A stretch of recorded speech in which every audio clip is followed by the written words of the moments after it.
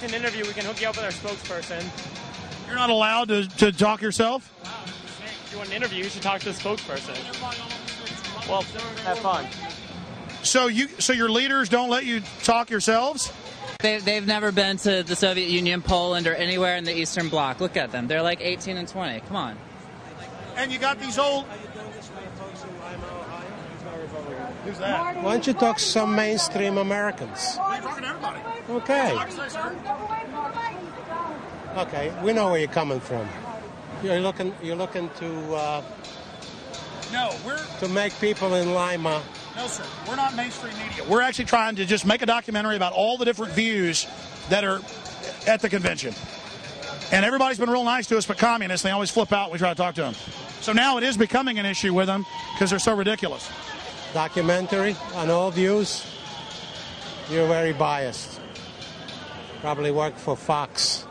Yeah, I probably work for Fox. That's right. Okay, get lost. You only knew how ridiculous that was. I've exposed George Bush for carrying out 9/11. I've exposed Bill Clinton. They all work for the globalists. And the globalists funded you little people. You guys need to wake up. Sir, a lot of New Yorkers have said, and the polls show 80% don't want Bush to have the convention here, but they're doing it. And some people say that he's being opportunistic, trying to associate himself with 9/11.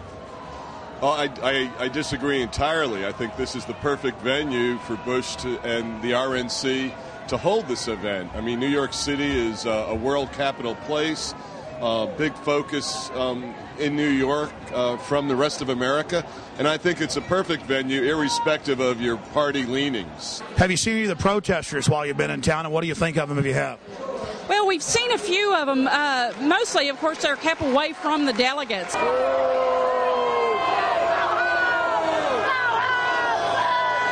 But to me, they're not New Yorkers. There's people that have come in and are trying to make New Yorkers look bad. They're a bunch of young kids. I'm wondering how many of those that are out there protesting, one, know what they're voting about, what they're protesting about, and two, are they going to even vote when it comes to the line? A lot of them are good people and have some legitimate issues, and I've seen people who aren't doing anything, whole streets just scooped up and arrested, and then they brought them out to the dock out there in an old condemned building with asbestos, it's admitted, and have 2,000 of them in there, no air conditioning, and cages inside a kind of a Guantanamo camp. Well, I don't know of any of those issues and facts. If you're going to protest and there's a lot of security, this is just not the way to do it. Protest in another venue other than this. I firmly believe in the right to protest, but this is just not a good place to do it. We've had too much problems in this city to bring more problems to this city. September 11th for a reason as a selling point. This nation was scared to death when those towers went down. The term for it is called waving the bloody shirt. I thought it was manipulative. Get people appealing to people's emotions rather than their reason. I think they took advantage of a bad situation. So why are you out here? I'm from California and helping your documentary. We're here to protest the protesters. We're here to tell them they're just a bunch of leftist ingrates who are taking advantage of living in America. America is free because people have bled for this country. And we want a strong America, much like we want a strong police department, or we're going to have thugs ruling the streets. We want a strong police, which keeps it safe. We want a strong military, which keeps a good country. Yeah, the same Bible that the president is going to put his hand on that says no same-sex marriage. What are you doing hanging around a bunch of right-wing Christians? What are you guys doing hanging around us? This isn't Berkeley, pal. This isn't Berkeley, buddy. You can't spell Berkeley. How can they leave the borders wide open but then take our liberties? I'm all for closing the borders. Are you kidding? I'm from California. Our hospitals are costing us $80 for an aspirin because illegal aliens are going into our hospitals.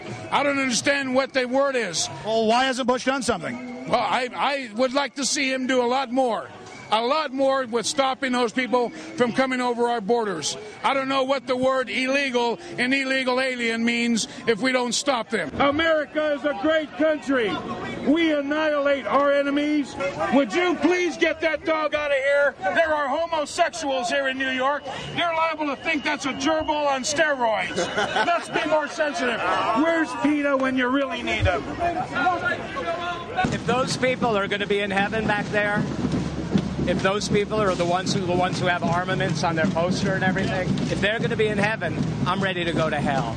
This New York is a good example, folks, of what you're going to get in your city, this complete control grid, this locked down city where everything is commercialized, whereas you did that bit on your show where they know what you're going to eat before you're going to eat it. You hear about those guys, thought criminals. They're going to blow up something. They have no weapons. Well, and this is the thing, Alex, a lot of these people down here, they want democracy, and it's amazing how they've been conditioned to ask for their own enslavement. It's all they know. They don't understand this is a republic.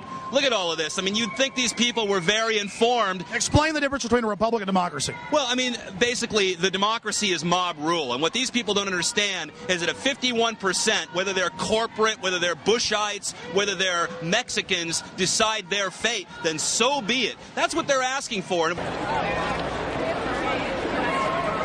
in New York, ladies and gentlemen. Streets are jammed. My friend just called me, and he's right there with Michael Moore right now. I mean, I'm on 10 minutes. I want to say. Just tell me, and I'll put it in. Okay, cool. All right, cool. That's awesome. Thanks. Michael Moore is inside there. Now we're going to answer a question. Did Michael Moore expose the truth about 9/11, or did he whitewash it? You know, George Bush has said that anybody that has any connections to Al-Qaeda, should be arrested. Well, no one has greater connections to the Saudis and the House of bin Laden than the Bushes. They've been in business together for decades. George Bush actually started his first oil company way back in 1976 with a member of the bin Laden family and with their funds. The Bushes used them to go after the Soviets back in the 1980s. And bin Laden, according to a Senate report, was actually used to attack the Serbs back in the late 1990s. So when the Serbs fought back, they could say, oh, look, see, they're a bunch of terrorists. We've got to go in and take out the Serbs. My friends, the government had complete and total prior knowledge of the horrible events that happened here. And at the bare minimum, they allowed this tragedy to take place as a pretext to scare the population into total abject fear and then submission. In his film Fahrenheit 9/11, Michael Moore doesn't even talk about things that MSNBC and the Associated Press have reported on. That Osama bin Laden's code name in the CIA was Tim Osman. That he was a CIA asset trained in the 1970s and used against the Russians in the 1980s in Afghanistan. Then, of course, he helped against the Serbs in the late 1990s. Over and over again, Osama bin Laden has been used as a tool of the U.S. government and its interest. Anytime they need to create a crisis anywhere on the planet, bin Laden comes to their rescue as the fire starter they need to create the crisis so they can offer their solution. Or why didn't he talk about the huge 9/11 truth movement that sprung up right after 9/11, made up of hundreds of the victims' families of September 11th, alleging government involvement in the attacks? Why didn't the film talk about the official U.S. government plan to carry out terror attacks in America and blame it on foreign enemies? Operation Northwoods. It even called for hijacking jets by remote control and crashing them, bombing D.C., committing sniper attacks. No, Michael Moore didn't discuss this. Something ABC News and the Baltimore Sun were willing to do, Michael Moore wouldn't get near.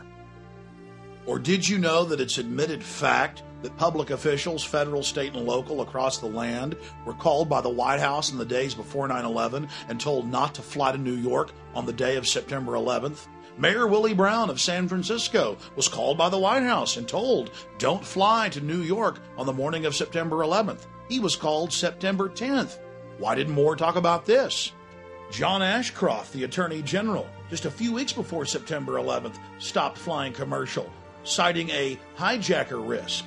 Most shocking of all, the Joint Chiefs of Staff had a scheduled meeting in New York City on September 11th. But the day before, because of a, quote, warning, they canceled their trip to New York City.